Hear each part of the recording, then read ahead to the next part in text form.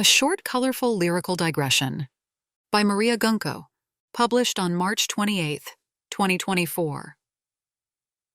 On the morning of March 13th, while lazily scrolling through Instagram, I discovered from a post by the London-based Armenian Institute that it was the birthday of Yeghishe Charents, one of the most renowned Armenian poets of the 20th century. According to scholars of Armenian literature, unlike Hovhannes Tumanyan's grounded classical poetry of the 19th century, Yeghishe Charents, along with Vahan Terian, employed a more romantic, symbolic language filled with colorful and auditory imagery.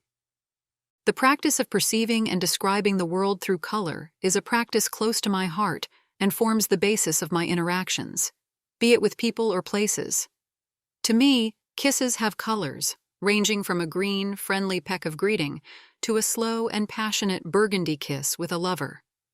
Experiencing a place, be it a landscape or cityscape, not just visually but also through smell, taste, and touch, resembles a kiss that imprints the place in memory.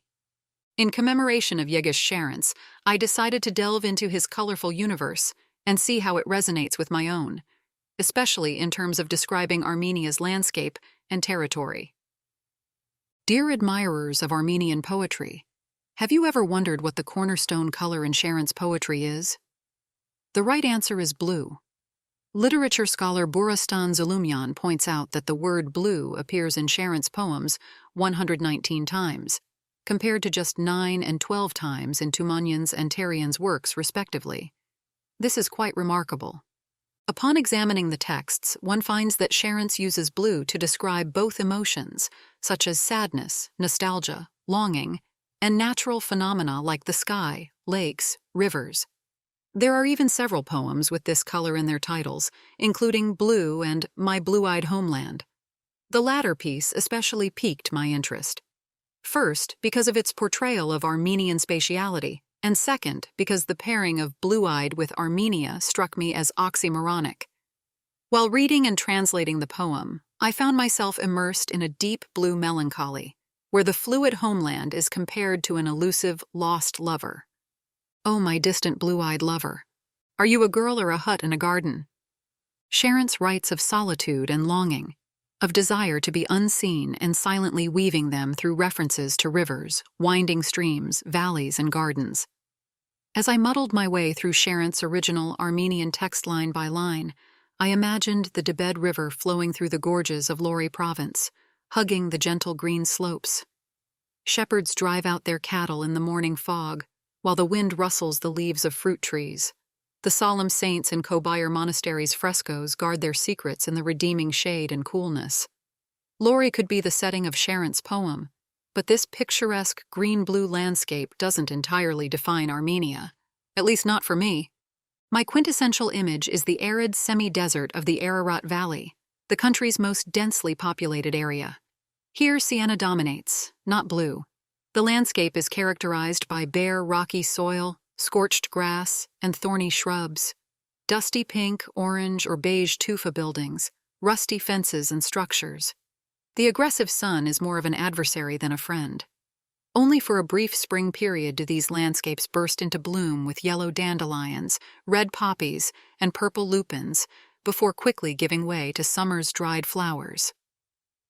If you visit the Sardarapat Monument in Armavir region, or the gorgeous Noravank Monastery, and the cliffside Serb Astvatsatsan Church overlooking the village of Orini in Vayots Tsor region, you'll see this sienna-imbued landscape for most of the year.